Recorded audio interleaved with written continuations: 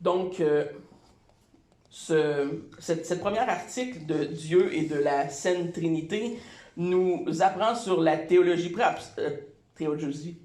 c'est-à-dire proprement dit, qui est Dieu, quelle est son essence, comment il se révèle à l'être humain dans le cadre des Saintes Écritures. Et donc, on a vu cette première partie, à peu près les 2-3 premières phrases, la première fois qu'on a parlé de ce chapitre, il y a à peu près un mois.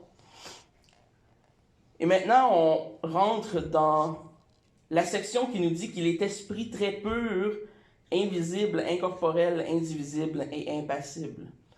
Donc, ça nous donne 5 choses qu'on considère comme des attributs de Dieu.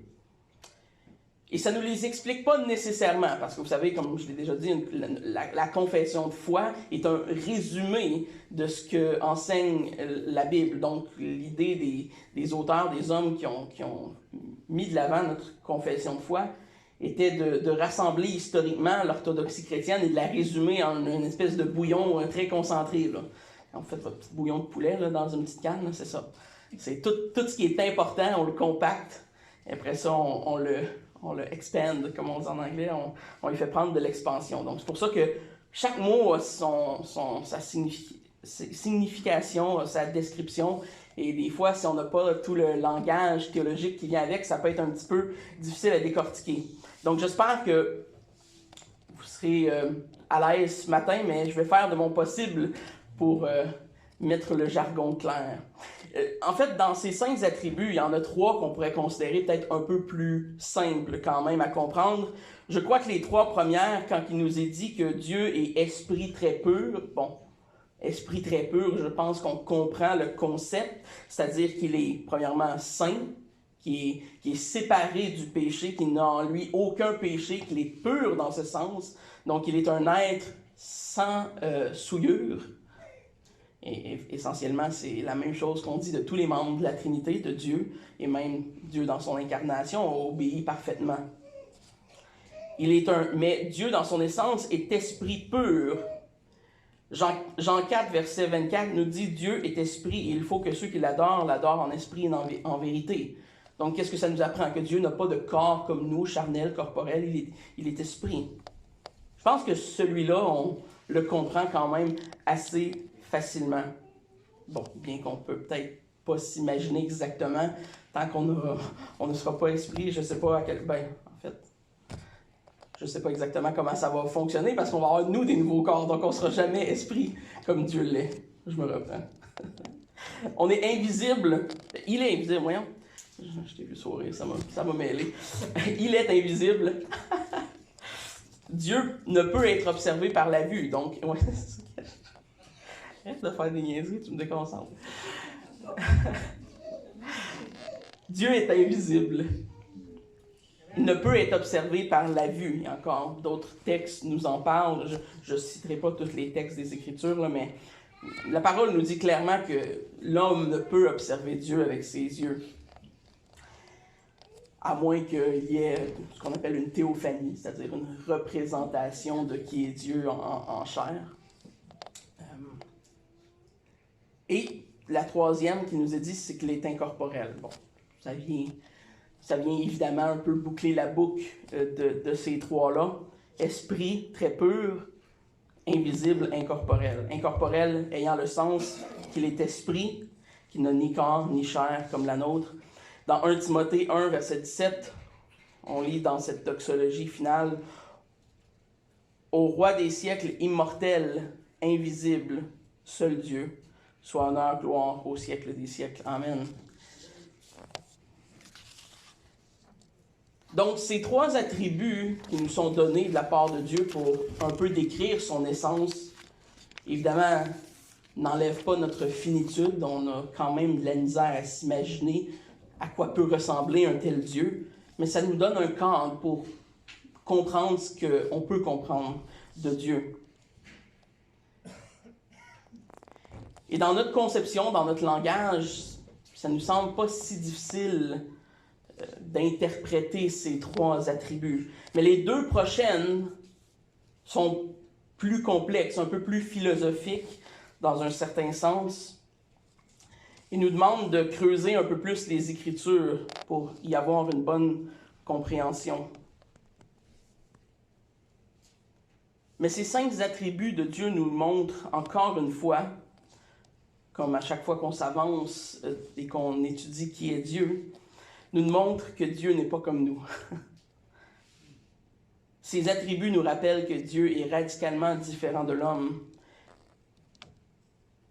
Il est invisible, incorporel, il est esprit très saint. Et c'est lui qui décide comment il veut être adoré, à cause qu'il est ces choses et que nous ne le sommes pas. Raison de plus de scruter la révélation des Écritures pour savoir comment Dieu désire être adoré. Il nous offre la révélation écrite de la Bible, de la parole de Dieu qu'on lit régulièrement, pour savoir à l'homme comment on doit adorer un Dieu qui est radicalement différent de nous, qui est esprit, qui est très pur, qui est pas corporel. Et ce texte nous dit comment on doit faire cela. Et bon, bien qu'ils sont plus simples à comprendre intellectuellement, ils ne sont pas nécessairement moins vrais. Ils sont tout aussi vrais. Mais ce sont les 2 derniers attributs de cette section sur lesquels je veux m'attarder un peu plus aujourd'hui. On va faire l'impassibilité. Et le mois prochain, le temps que vous ayez décompressé un peu, on va faire la simplicité divine. Mais ce matin, on va regarder à ce qui a trait, ce qu'on appelle l'impassibilité divine. Qu'est-ce que la parole veut dire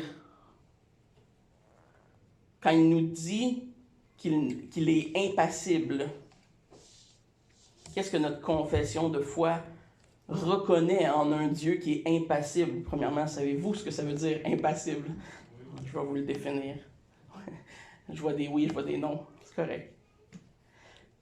De façon grossière, on pourrait définir l'impassibilité comme un rappel biblique que Dieu n'a pas de passion.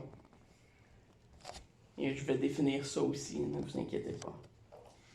Mais comment est-ce qu'on peut définir l'impassibilité? En résumé, Dieu ne change pas et dans ses émotions et dans ses perfections, tout ce qui sont ses attributs sont parfaits. On va le voir plus tard dans la simplicité, mais Dieu est parfait en toutes choses. Il a des perfections. Bien qu'il intervienne dans le temps et qu'il entre en relation avec l'être humain pour le salut, pour la rédemption de l'humanité, son être est éternellement immuable. Il n'y a aucun changement en Dieu. Vous savez, c'est une affirmation, et l'immuabilité un peu moins, mais l'impassibilité est certainement une affirmation contestée de la foi réformée, de l'orthodoxie chrétienne. On confesse un Dieu impassible. Le texte original nous dit un Dieu qui est sans passion. Et cette affirmation est contestée aujourd'hui dans le contexte moderne, entre autres à cause de comment on comprend des passions.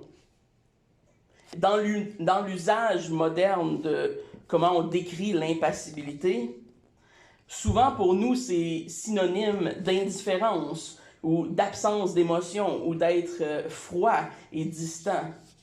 On pense que plus que Dieu ne change pas, plus qu'il n'a pas de passion émotionnelle, qu'il est froid et indifférent à toute l'humanité.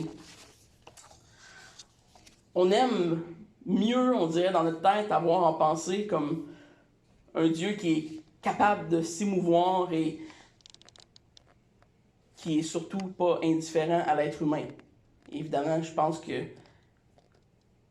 c'est certainement normal comme sentiment de ne pas vouloir que Dieu soit indifférent à nous. Cependant, comme notre frère Pascal Deneau, à l'église de Saint-Jérôme, le dit, et je le cite, « Notre conception de l'impassibilité est erronée et notre préférence pour un Dieu passionné est mal éclairée. » On comprend mal, c'est mal éclairé et on comprend mal ce que ça voudrait dire d'avoir un Dieu qui a des passions et qui n'est pas impassible. Pour mieux comprendre pourquoi je vous dis cela, Il faut définir les termes d'usage qu'on utilise. Le sens théologique du mot impassible vient de sa racine gréco-latine pati qui signifie souffrir. Une passion est une émotion subie par l'homme. Subie par l'homme. La passion implique la notion d'une perte de contrôle, d'un changement. Quelqu'un te pile sur l'orteil, tu lui sacs un coup de poing parce que t'as mal. C'est réactionnel. C'est une passion. Il y a un changement qui est déclenché par quelque chose qui est arrivé. C'est dans ce sens-là que le terme est utilisé en théologie pour dire que Dieu n'a pas de passion. Il y a une importante, très importante distinction à faire entre l'émotion et la passion. On peut dire avec certitude que Dieu a des émotions, mais qu'il n'a pas de passion. L'émotion étant subjective, évidemment, un ressenti, mais la passion étant une réaction que l'homme subit à cause d'un événement. Donc, je crois qu'on peut dire que quand Dieu a de la joie, il a de la joie. Mais sa joie n'est pas réactionnelle, elle n'est pas comme celle de l'homme. Et on doit la comprendre différemment. L'homme subit les circonstances de la vie et sa disposition va être continuellement changée. Les difficultés arrivent, les joies arrivent, etc. Des paroles et des actions ou des événements vont provoquer notre colère, notre joie, notre terreur, notre confiance, etc. Ce sont tous des passions. Imaginez-vous un instant si Dieu était passible. Si Dieu agissait ainsi, son humeur virait constamment et qu'à chaque fois que vous faites un péché, il s'enflammerait violemment et vous châtiait, vous enlevait le salut. C'est essentiellement ce que des chrétiens croient. Ce n'est pas ce que la parole enseigne, pourtant. On fait parfois un mélange de l'immuabilité et de l'impassibilité. D'un, parce que les mots sont très similaires. Et de deux, parce qu'il y a un lien entre les deux. L'immuabilité nous enseigne que Dieu ne change pas. Et l'impassibilité est comme un peu plus spécifique, nous dit que Dieu n'a pas de passion émotive. Donc que ses émotions ne sont pas réactionnelles. Mais quand on parle de Dieu, on vient à l'évidence que son amour, sa colère, sa joie ne sont pas des passions. Il n'augmente pas et il ne diminue jamais. De la façon qu'on le décrit en théologie, c'est qu'on dit que Dieu a des perfections. Dieu n'est pas temporel, il est éternel. Dieu ne change pas, il est parfait. Dieu n'est pas fini, il est infini. Donc Dieu ne peut avoir de passion. On décrit plutôt ses attributs comme étant des perfections. Dieu aime parfaitement, Dieu haït parfaitement. Dieu a une parfaite colère contre le péché, a une parfaite justice. Une passion est une réaction, une émotion imparfaite et changeante, tandis qu'une perfection, c'est quelque chose qui ne peut être amélioré, ni enlevé, ni augmenté. Dieu est parfait dans tous ses attributs. Et ces attributs ne peuvent subir de changement sans qu'ils cessent d'être Dieu. Dieu n'est pas parfait s'il y a un changement en lui. Dieu ne peut haïr davantage le mal, car il est parfaitement le mal.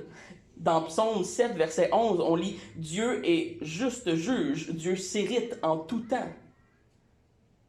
Depuis l'éternité, il n'y a pas un moment dans tout le temps où Dieu n'a pas été irrité parfaitement contre le péché.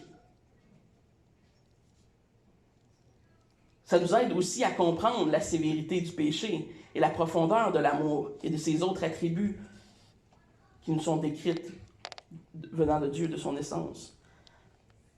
La colère de Dieu n'est pas une réaction au mal, mais une colère qui est parfaite, qui est éternelle contre le mal. En tout temps, Dieu aime parfaitement aussi.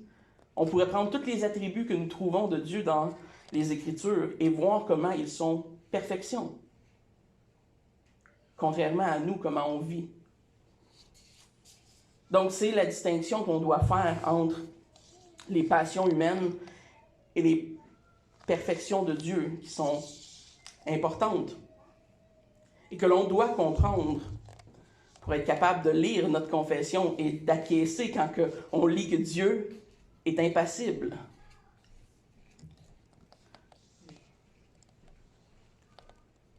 Possiblement que certains d'entre vous sont sceptiques, qui sont surpris d'apprendre qu'il ne se produit aucun changement en Dieu lorsqu'on fait le mal. Le changement est uniquement en l'homme. On se place sous le déplaisir de Dieu quand on pêche, mais Dieu a tout le temps un déplaisir face au péché. Si on déplaît ou on plaît à Dieu, le changement n'est pas en Dieu, il est en nous. Et voici un exemple justement que Pascal donne, et j'y ai volé l'image, je trouvais le concept bon. Il dit, le soleil nourrit les plantes vivantes et il dessèche les plantes mortes.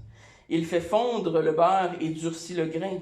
Il n'y a aucun changement dans la radiation, la lumière ou la chaleur du soleil, mais chaque élément est changé selon sa propre nature et le même soleil ne change pas.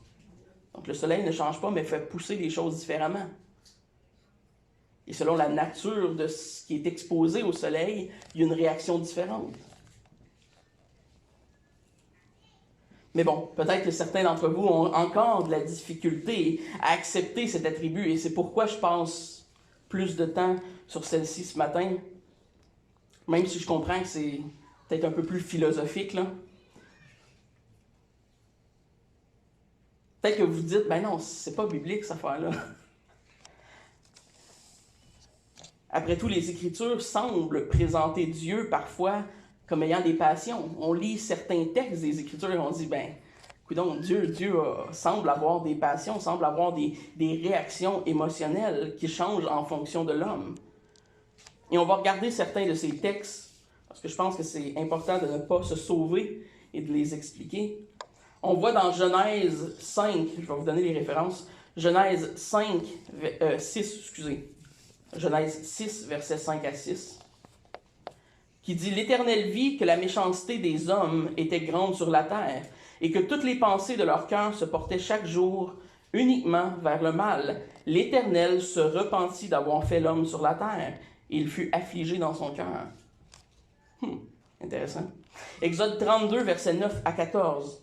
Exode 32, versets 9 à 14, nous dit « L'Éternel dit à Moïse, « Je vois que ce peuple est un peuple au cou raide. Maintenant, laisse-moi, ma colère va s'enflammer contre eux, et je les consumerai.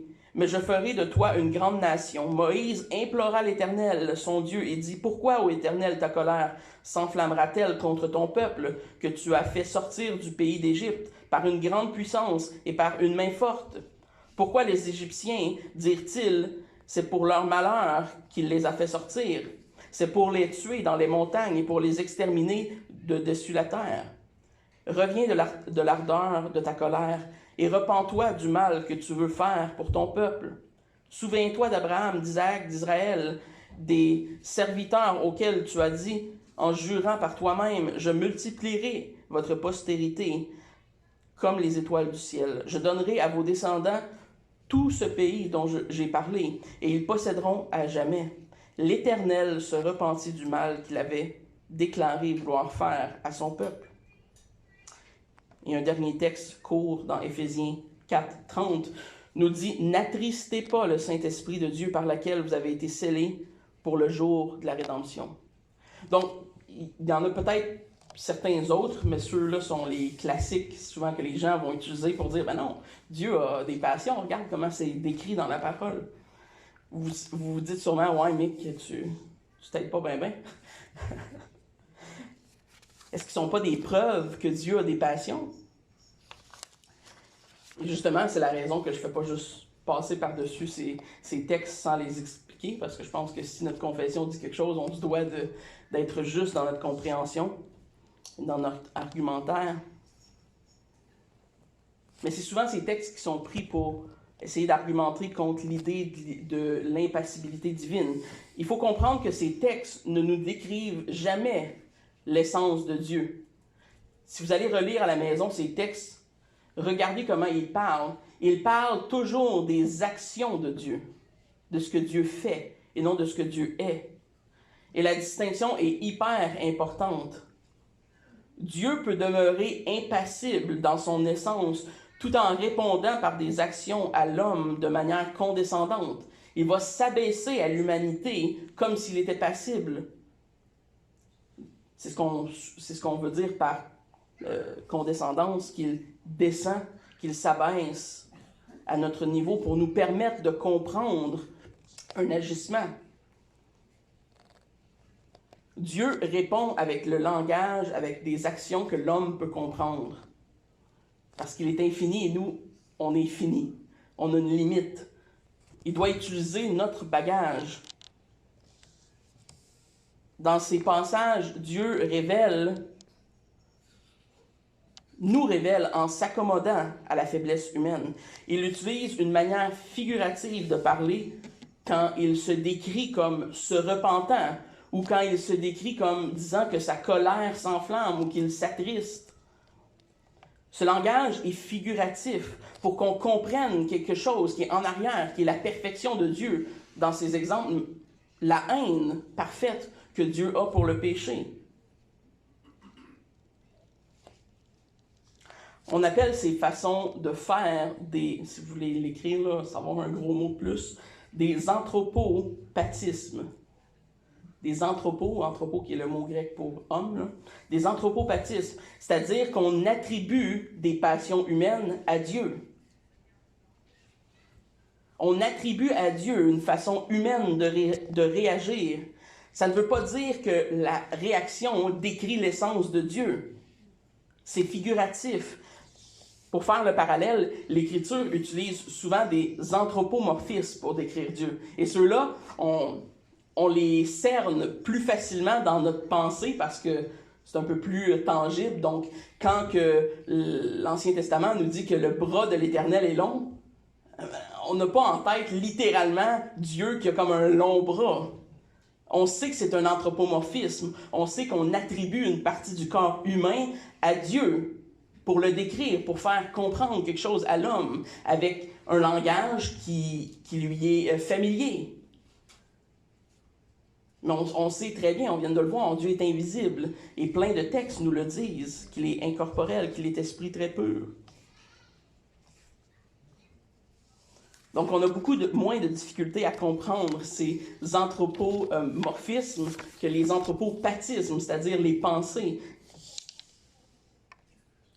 Mais plusieurs passages des Écritures attribuent une forme, une réflexion ou un langage humain pour décrire la réaction de Dieu. Ceux-là, on a un peu plus de difficulté à les comprendre, probablement parce que c'est pas aussi visuel. Beaucoup d'entre nous sont très visuels. Mais c'est un langage figuratif néanmoins. Dieu s'accommode à l'être humain, s'accommode à la finitude de notre être pour nous faire comprendre quelque chose par sa réaction. Ça fait partie de comment Dieu nous permet de comprendre sa révélation en s'adaptant à la faiblesse humaine, puis au fait que si Dieu nous dirait exactement comme il est, parfaitement, et nous décrirait tout ce qu'il pense parfaitement, on n'en comprendrait rien, parce qu'on n'est pas Dieu. Donc, il doit s'abaisser à notre niveau.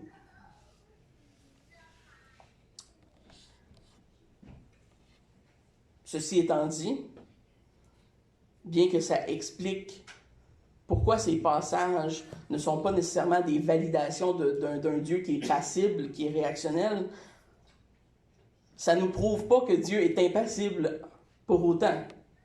Il faut aller vers d'autres textes pour voir que l'essence divine de qui est Dieu est inchangeable et qu'il n'a pas de passion. Et ce sont des textes où Dieu est décrit dans son être, dans son essence même, et qui nous permettent fermement d'établir l'impassibilité divine comme étant des Écritures elles-mêmes et non une invention une centaine de théologiens, là, quelques milliers d'années. Bon, pas milliers, centaines d'années en fait. J'exagère un peu, 1600, c'est pas si loin. Quelques centaines.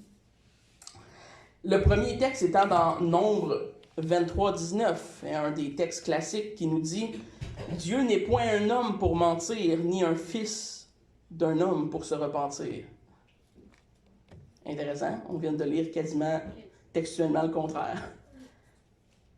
Comment on doit interpréter ça? Mais remarquez ici que, que ce qui est décrit de Dieu cette fois-ci, ce n'est pas ses actions, c'est sa personne, son essence. Dieu n'est point un homme pour mentir, ni un fils d'un homme pour se repentir. C'est Dieu qui est décrit lui-même. Dans Job 35, versets 5 à 8, on lit « Considère les cieux et regarde.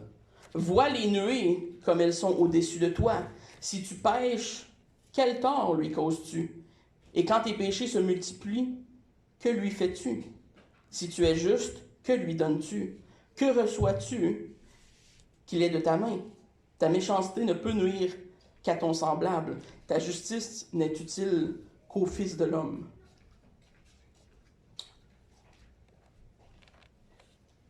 Dieu se décrit comme la nuée, évidemment, on voit que l'image employée dans Job ici, mais est essentiellement en train de dire « Qu'est-ce que tu fais qui peut me faire changer?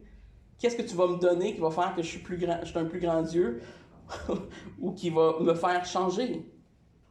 Ta justice, ton amour, ta haine, c'est pour les fils des hommes. »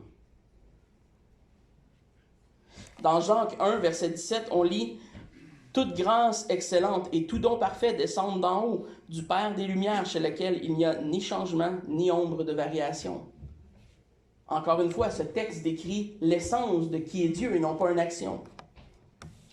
Et un dernier texte, 1 Samuel 15, verset 29. « Celui qui est la force d'Israël ne ment point et ne se repent point, car il n'est pas un homme pour se repentir. » Ces textes nous présentent un Dieu qui, dans son essence, dans sa personne même, n'a pas de passion et n'est pas affecté par un monde externe. Parce qu'il est infini, parce qu'il est parfait. Parce que rien qu'on peut lui donner, on ne peut rien lui donner, on ne peut rien lui enlever.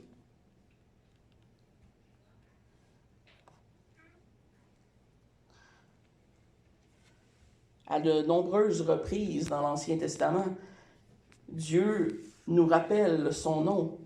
Dans Exode 3, 14, on lit « Je suis celui qui suis ». Le fameux nom de Dieu, « I am », « Je suis ».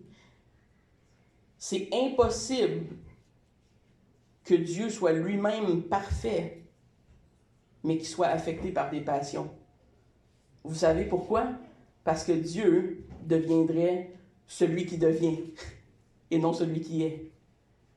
Si Dieu est éternel et intemporel, il doit être absolu et parfait en tout temps.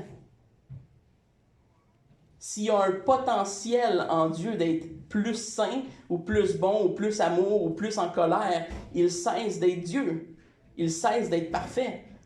L'idée de la perfection, c'est qu'il n'y a aucun potentiel. Dieu ne peut pas devenir plus bon ou plus en colère contre le péché. C'est déjà parfait. Il n'y a aucun potentiel en Dieu. Si on dirait ça d'un être humain, ce serait méchant, là. Mais si on le comprend de Dieu, c'est bon. Ça veut dire que Dieu est tellement Dieu, tellement distinct de nous, tellement infini et tout-puissant, que ce qu'il a sont des perfections. Et si Dieu a des passions comme nous avons des passions, il cesse d'être celui qui est.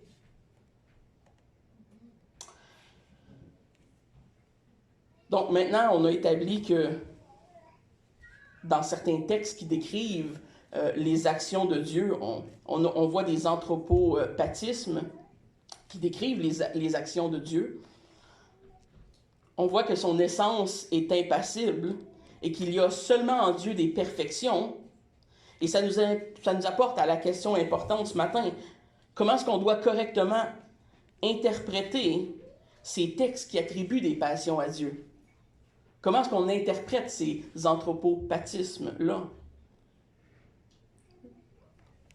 Vous savez, une lecture simpliste des Écritures, il verrait peut-être une contradiction. On pourrait dire, ah, vous voyez, il y a une contradiction dans la Bible. C'est jamais aussi simple que ça. Il n'y a aucune contradiction. En réalité, Dieu, dans son essence propre, dans ses attributs, on le retrouve sans changement ni ombre de variation. Exactement comme Jacques nous le dit. L'essence de Dieu est sans changement, sans ombre de variation. Lorsque Dieu déclare qu'il est attristé ou qu'il se repent, on ne doit pas comprendre que Dieu est subitement devenu triste émotivement ou qu'il change d'idée comme un coup de tête, comme nous on le fait quand on vit une émotion. L'idée exprimée par ces anthropopathismes, est que l'homme s'est placé sous le déplaisir de Dieu. La repentance de Dieu n'est pas comme celle de l'homme. Il s'agit simplement d'une analogie qui nous permet de comprendre que Dieu change de direction, qu'il a fait l'homme et que maintenant il détruit l'homme. Est-ce que ça veut dire qu'il y a un changement en Dieu? Non. Ça veut dire que la situation, il y a un changement qui est la cause et l'homme, et pas Dieu. Dieu n'a pas changé, c'est l'homme qui a changé. Lorsque Paul écrit « N'attristez pas le Saint-Esprit de Dieu », il ne décrit pas l'état émotif du Saint-Esprit, mais la conduite pécheresse de l'homme. Si l'homme pêche, Dieu est attristé en tout temps, parfaitement. Il n'y a aucune manière que l'homme peut pécher sans que le Saint-Esprit soit attristé.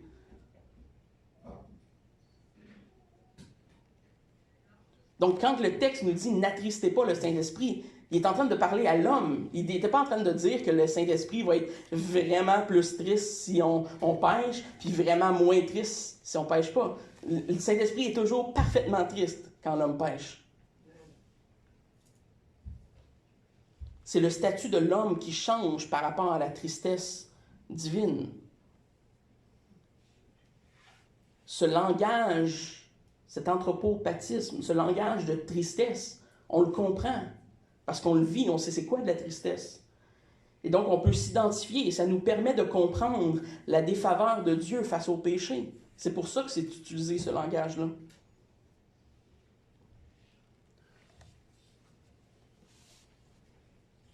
Lorsque dans le passage de Exode, où Moïse interpelle Dieu,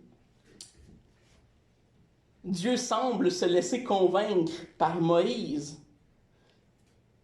Ce qui a changé dans ce texte-là, ce n'est pas la colère de Dieu contre le peuple d'Israël et son péché. Ce qui a changé, c'est l'intervention d'un médiateur. Moïse est devenu un médiateur entre Dieu et les hommes. C'est ça qui a changé. Dieu révèle qu'une médiation entre lui et les hommes change radicalement le statut de l'homme devant lui. Encore une fois, le changement n'est pas en Dieu, il est en l'homme. Le langage humain de la repentance de Dieu est utilisé de façon figurative pour nous permettre de comprendre qu'il y a un changement, qu'il y a un détournement de la situation. À cause que Moïse intercède, devient médiateur, la situation change. Est-ce que c'est parce que Dieu a changé? Non, Dieu savait que Moïse allait faire ça. La source de ce changement n'est pas la personne de Dieu. C'est le fait que Moïse devient médiateur au nom du peuple. Dieu savait de toute éternité que Moïse allait faire cette intervention. Il n'est pas comme « Oh, Moïse vient de faire quelque chose que je n'avais pas prévu. » C'est pas sous le coup d'une passion que Dieu fait ce changement. Le mot « repent » est utilisé pour nous faire comprendre ce qui arrive. Il n'est pas utilisé pour nous décrire quelle est l'essence de Dieu. Dieu ne change pas. C'est nous qui alternent entre le déplaisir de Dieu ou le plaisir de Dieu. On se place d'une position qui plaît à Dieu ou qui déplaît à Dieu. Mais le péché déplaît tout le temps parfaitement à Dieu et l'obéissance plaît tout le temps parfaitement à Dieu. Les actions de Dieu, décrites avec des passions humaines, sont là pour nous illustrer un changement de situation. Ils ne sont pas une preuve que Dieu lui-même change et qui vit des passions émotives et qui se... Quand, par exemple, les textes disent qu'il s'enflamme de colère contre Israël, c'est une manifestation de la colère parfaite de Dieu contre le péché et le peuple d'Israël.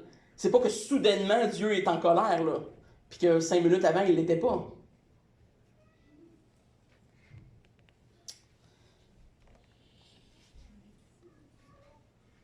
Certaines personnes au travers de l'histoire ont été découragées par l'impassibilité, parce qu'ils voient cet attribut comme rendant Dieu froid et distant à l'homme.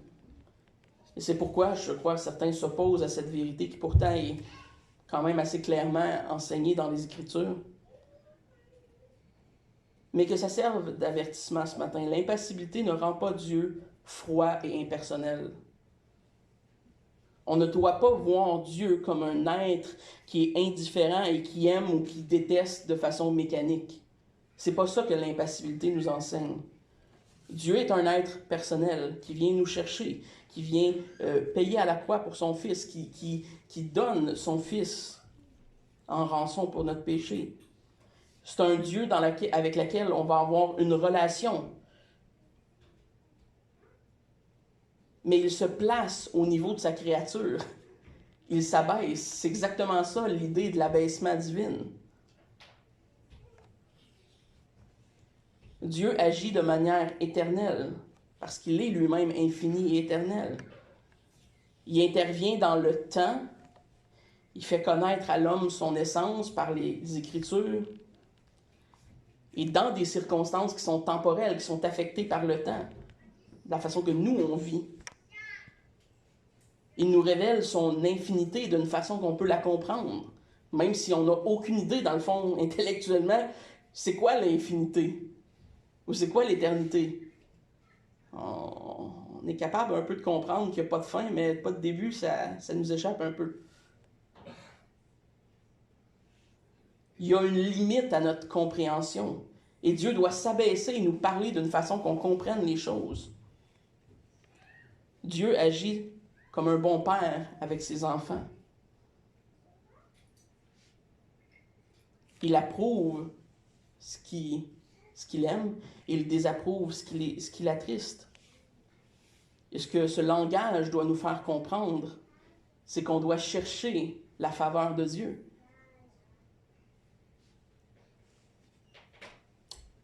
Dieu ne joue pas à l'hypocrite, il ne nous ment pas quand il nous dit qu'il nous aime ou quand il nous dit qu'il est en colère contre le péché. C'est plutôt une preuve qu'il s'ajuste à notre finitude.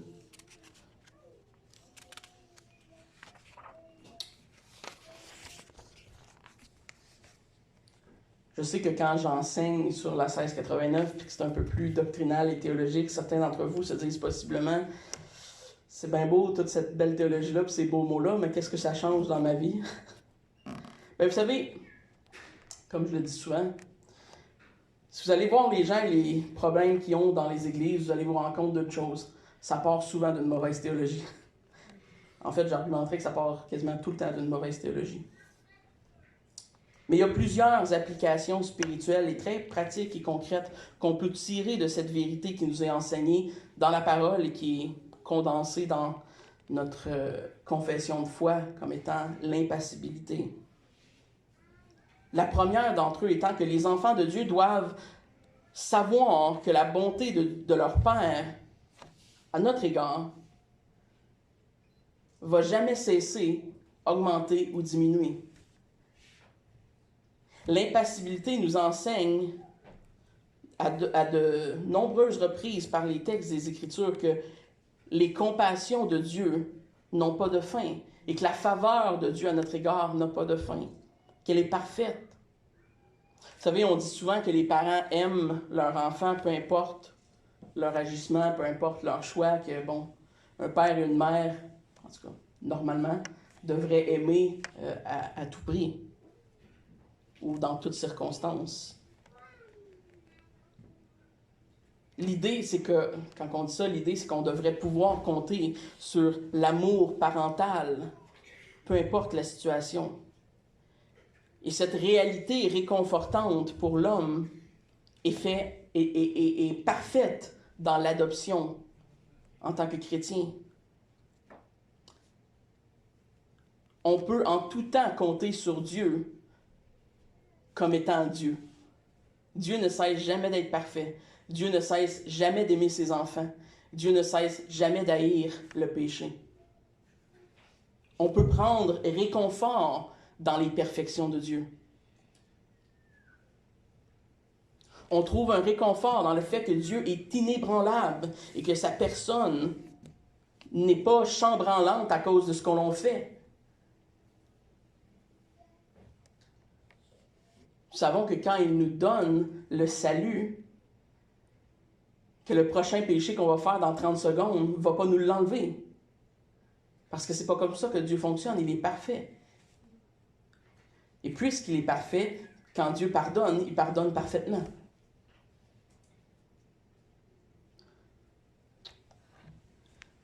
Deuxièmement, ça nous démontre que le pécheur qui refuse de se repentir doit craindre la colère de Dieu.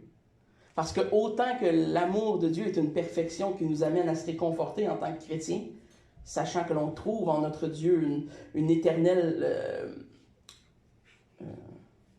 protection, le pécheur et le rebelle trouvent une éternelle colère. Le revers de la médaille de l'impassibilité, si on pourrait l'appeler comme ça, c'est que ça s'applique aussi aux attributs de Dieu qui sont un peu moins encourageants pour nous en tant qu'êtres humains, mais qui sont tout aussi nécessaires pour que Dieu soit Dieu, évidemment. La colère de Dieu ne peut être apaisée par autre chose qu'un sacrifice parfait. Christ devait être le Fils de Dieu pour payer pour les péchés. Il devait être à la fois 100% homme pour payer pour des êtres humains et à la fois être Dieu pour être capable de subir toute la colère parfaite de Dieu contre ce péché-là. Une colère parfaite. Je pense qu'on n'a aucune idée de ce que ça peut représenter. Mais c'est le prix que Dieu a payé pour chacun de nous. Quand le Père a déversé sa colère contre le péché sur le Fils. Pour nous, c'est un réconfort. Mais pour les gens qui ne connaissent pas Dieu, c'est un avertissement. Que cette colère-là, cette colère infinie contre le péché et parfaite, est encore sur eux.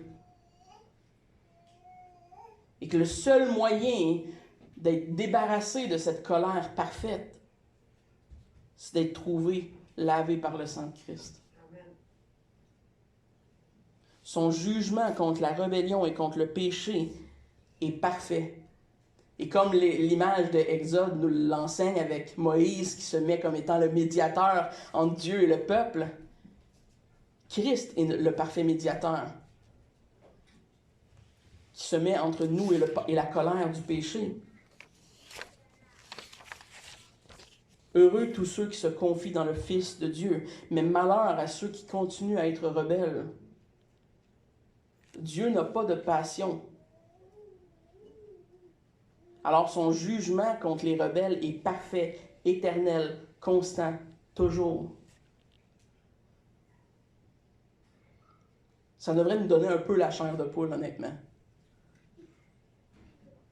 Ça nous rappelle l'importance et ce que représente la repentance. Et ce que ça représente quand on dit qu'on va à l'extérieur puis qu'on annonce, on prêche la bonne nouvelle. C'est quoi la bonne nouvelle?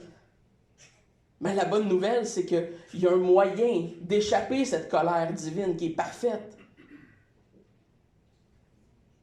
Et bien que l'homme peut temporairement se moquer de Dieu et dire « Ah, Dieu n'existe pas, je vais faire ma vie comme je veux, puis je vais rendre compte. » On peut se moquer de Dieu temporellement, mais pas infiniment.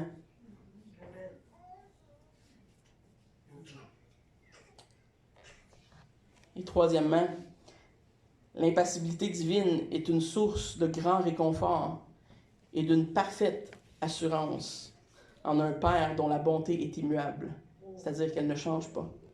L'impassibilité divine est un grand réconfort pour le chrétien puisqu'elle nous garantit que Dieu garde ses promesses.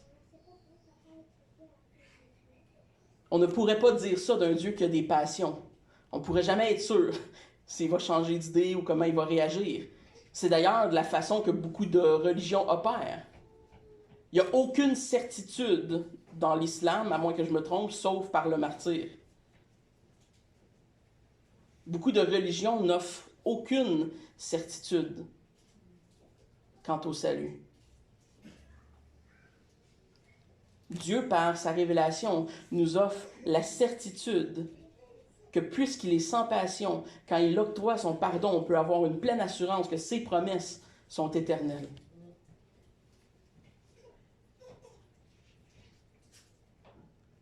Si Dieu est parfait et qu'il n'a pas de passion, il n'est pas susceptible de changer d'idée comme nous on l'est. Nous, on peut se retourner de bord sur une scène puis décider qu'on n'aime plus quelqu'un du jour au lendemain. Mais on peut avoir la certitude que Dieu ne fait pas cela avec l'être humain, avec ceux qu'il reconnaît comme ses enfants. Sa parole est véritable, elle est fiable, elle est digne de toute notre confiance. Et on retrouve ce réconfort et cette assurance dans le fait que Dieu est inchangeable. Je termine avec cette citation de Samuel Renihan, qui explique dans son petit bouquin justement sur l'impassibilité pourquoi les attributs de Dieu sont importants pour nous. Il dit ceci. Ce dont nous avons besoin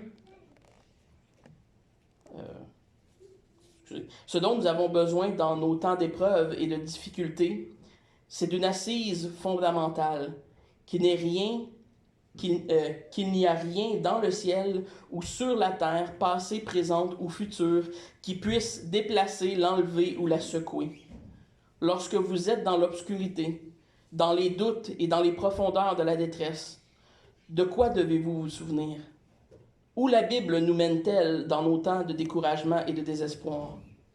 Premièrement, les perfections immuables de Dieu sont le fondement de ses promesses. Et deuxièmement, les perfections immuables de Dieu sont le fondement de votre persévérance. Donc, quand les choses ne font pas bien, quand il y a des épreuves, les Écritures nous invitent à se tourner vers celui qui est le roc. Quand on chante le fameux chant roc séculaire, là, qu'est-ce qu'on veut dire? C'est que Dieu est notre fondation, notre assise, sûre et solide, et qu'elle ne chancelle point. Qu'en tout temps, on peut se fier aux promesses de Dieu parce qu'il est Dieu. Parce qu'il n'est pas un homme pour se repentir. Notre foi repose sur un tel Dieu. Et c'est dans cette vérité qu'on trouve l'assurance en ses promesses et la persévérance au travers des épreuves. Ça nous permet de persévérer quand les choses sont difficiles dans nos vies, de savoir que Dieu et que la faveur de Dieu à notre égard n'a pas changé, que Dieu est toujours bon, qu'il désire toujours le bien, malgré les circonstances alentour de nous qui peuvent être difficiles. Son impassibilité est une bénédiction pour ses enfants, une source de confiance intarissable. La semaine prochaine, on va continuer dans notre série sur Luc.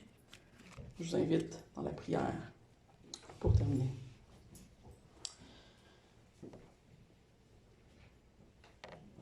Notre Dieu, toi qui es élevé, toi qui es esprit très pur,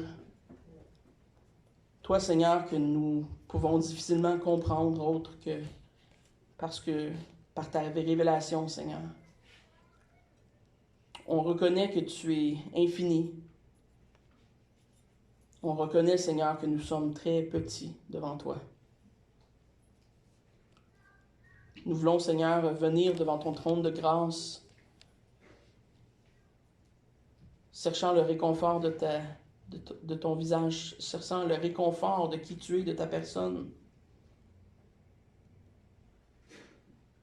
Seigneur, tu nous promets d'être fidèle dans ton pardon, dans ta grâce. Et nous voulons, Seigneur, te croire. Donne-nous, Seigneur, de vivre avec cette assurance que tu fais ce que tu dis et que tu es qui tu dis être. Donne à nos cœurs, Seigneur, ce réconfort de savoir que dans l'épreuve, tu es notre roc, notre fondation, que tu ne changes pas. Merci d'être parfait, d'être 3 fois saint. Pardonne nos fautes, nos péchés, par le sang de Christ qui nous purifie. Fais-nous goûter, Seigneur, à cette grâce cette semaine, à ton pardon et à ton amour. Amen.